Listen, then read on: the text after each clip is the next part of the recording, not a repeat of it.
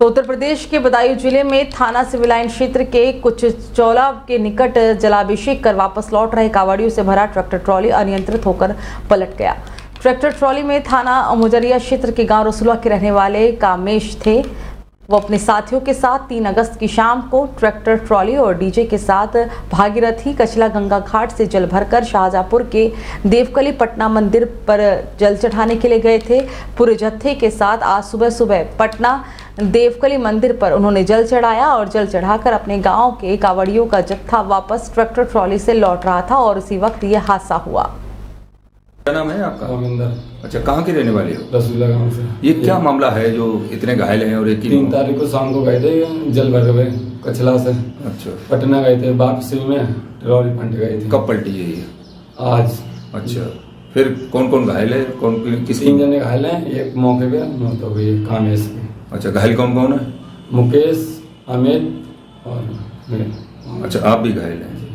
अच्छा, तो ये वहाँ पे प्रशासन वगैरह पहुँचा था कुछ मदद के लिए? हाँ, पहुँच गए गाड़ी। तो कैसे पलट गई ये ट्राली? साइड लेन से। अच्छा, साइड ले रहे थे, होक मारे गए थे डीजे तो जल कब चढ़ाया था आप लोगों ने पटना? आज सुबह ही चढ़ाया जी।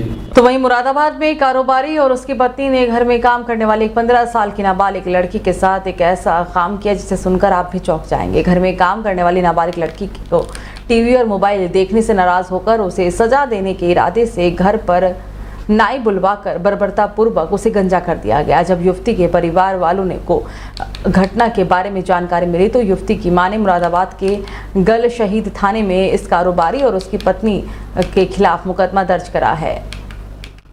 थाना गलशहीद की घटना है, क्या है पूरा मामला? ये दिनांक 2/8 को थाना गल शहीद से संबंधित एक प्रकरण पुलिस संज्ञान में आया था।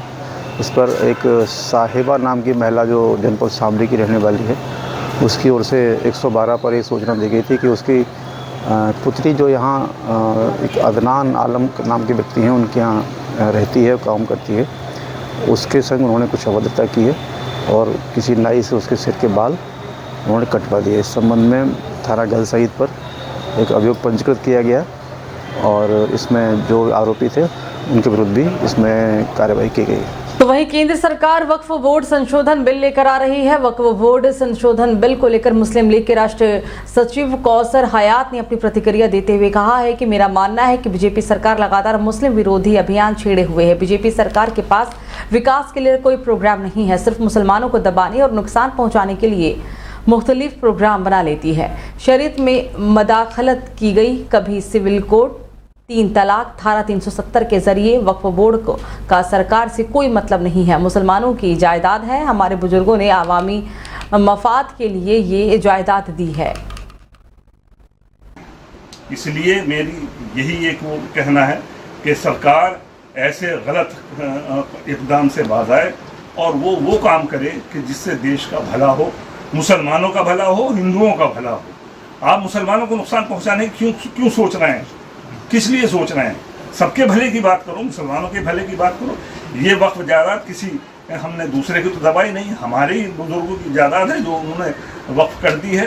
तो आप उस पर क्यों नज़र रखे हुए हो? अगर उस पर कोई डिस्प्यूट है तो उन डिस्प्यूट को हल किया जाए, लेकिन उसको मज़ीद उलझाना और उसको अपने कब्जे में करने की नियत करना कतई तौर पर गलत है। मैं इसकी निंदा करता हूं। तो वहीं बिजनौर के चांदपुर में अमरोहा के पशु व्यापारी की चाकू से गोदकर बेरहमी से हत्या कर दी गई। हत्या की वारदात से इलाके में हड़कंप मच गया। आरोपियों ने व्यापारी के शव को सड़क किनारे खाली प्लॉट में फेंक दिया। पुलिस ने शव को कब्जे में लेकर पोस्टमार्टम के लिए भेज दिया। थाना चांदपुर के सराय रफी इलाके का पूरा मामला बताया जा रहा है।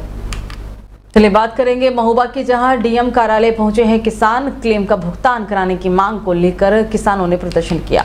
फसल बीमा क्लेम के भुगतान की मांग को लेकर डीएम कार्यालय पहुंचे किसान। डीएम को शिकायती पत्र देकर क्लेम का भुगतान कराने की मांग की। बेमौसम बारिश से खराब हुई थी चना, मटर, गेहूं और लाही की फसल। सर्वे होने के महीनों बीत जाने के बावजूद भी मुआवजा नहीं मिलने की वजह से किसान परेशान है। कुलपहाड़ तहसील के महुआ बात का पूरा मामला बताया जा रहा है।